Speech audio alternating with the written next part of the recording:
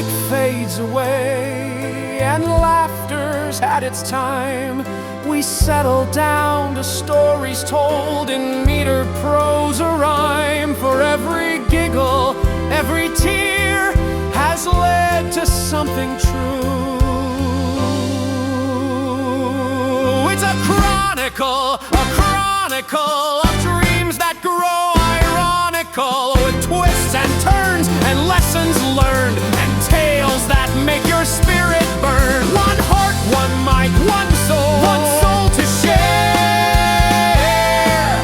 It's life retold in chronicle flair. A comedy, a balladry, a musical, a chronicle sincere. From laughs to feels, from beats to tales, the T-Riffic show prevails. Get a dazzling, heartfelt truth and giggle show it goes. Now, folks, we bring you a story of a character who learns that even the scariest of monsters can be faced and maybe even befriended. Mina tossed and turned beneath her blanket, pulling it tight under her chin, then loosening it again when the air felt too still. The room was the same as always. The same walls, the same dresser, the same soft glow from the hallway light slipping through the crack of her door. But tonight, everything felt different. Every creak of the house sounded louder than it should. A slow tap in the walls, a quiet shift in the ceiling. The gentle swish of her curtains felt like something moving on purpose. Mina held her breath, then let it out quickly, as if being too quiet might make whatever was there notice her. She squeezed her eyes shut, then opened them again, because somehow, seeing the dark felt better than imagining it. Her hand slid cautiously under her pillow. She didn't know why she checked.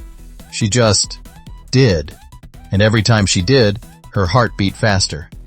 Because the monster under her pillow wasn't just a thought. It felt real. Not in the way you could see or touch, but in the way something sits in your chest and refuses to leave. It felt like it was waiting.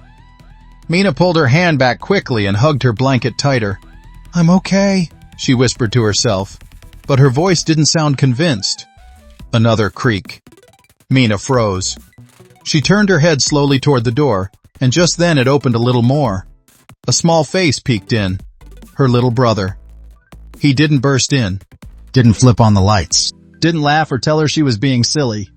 He just looked at her for a moment, quietly taking in the room, the shadows, the way she held her blanket a little too tightly. Then he said softly, "Want me to sit with you?" Mina hesitated, just for a second. Then she nodded. He walked in without rushing, like there was no emergency, like everything was already okay. He climbed onto the edge of the bed and sat beside her. Not too close at first, just close enough.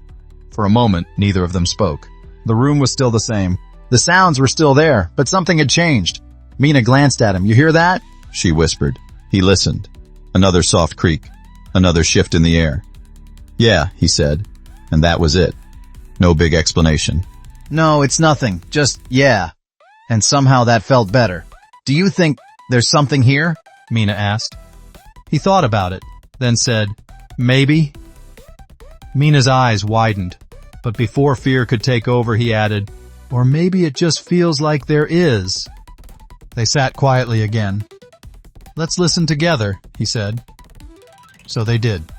Not listening for danger, just listening to the house settling, to the soft rhythm of the night, to our breathing, he added, in and out. Mina followed. At first, her breaths were shaky, too quick, too uneven, but his were slow, steady, so she matched them, in and out, in and out. The room didn't change, but the feeling in her chest did. After a while, he spoke again. "What do you think the monster looks like?" Mina blinked. "I don't know. Kind of small?" "Like how small?" She thought about it. Maybe like a crumpled sock." He nodded seriously. "Yeah, that sounds right." "And it's under my pillow," she added. "Of course it is," he said. They both paused. Then he asked, "What if it's not trying to scare you?" Mina frowned. "Then what's it doing?" He shrugged. "Maybe it's just worried." Mina blinked again. "Worried?" "Yeah," he said. Like when I think there's something in my closet. She looked at him. You get scared too? All the time, he said. No hesitation, no embarrassment, just truth. Mina thought about the monster again. The small, crumpled shape in her imagination. Not sharp. Not loud. Just there. What if it's scared of me? She said slowly. He smiled a little. That would make sense. They both looked at the pillow. Neither of them moved right away. Then carefully, Mina slid her hand underneath. She paused, then reached a little further, and a little further, until nothing. Just fabric. Just softness. She pulled her hand back out. There's nothing there, she said. Her voice sounded different now. Lighter. Yeah, he said. They looked at each other. And then they laughed. Not loudly. Not wildly. Just enough to break whatever spell had been sitting in the room. The shadows didn't disappear. The house still creaked. The curtains still moved. But none of it felt the same. Mina lay back against her pillow. This time she didn't check under it. Her brother leaned back beside her. For a little while they just stayed there, breathing, listening, not trying to fix anything. Eventually her eyes grew heavy. Thanks, she murmured.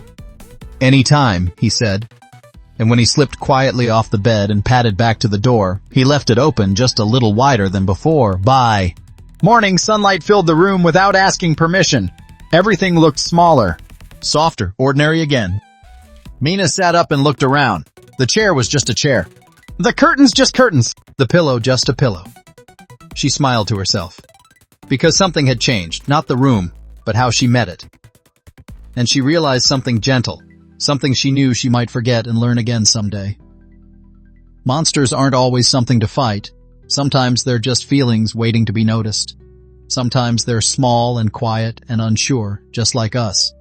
And sometimes, all they need is a little attention, a little courage, and if you can manage it, a little company in the dark. Remember, my T-Riffic friends, monsters come in many forms.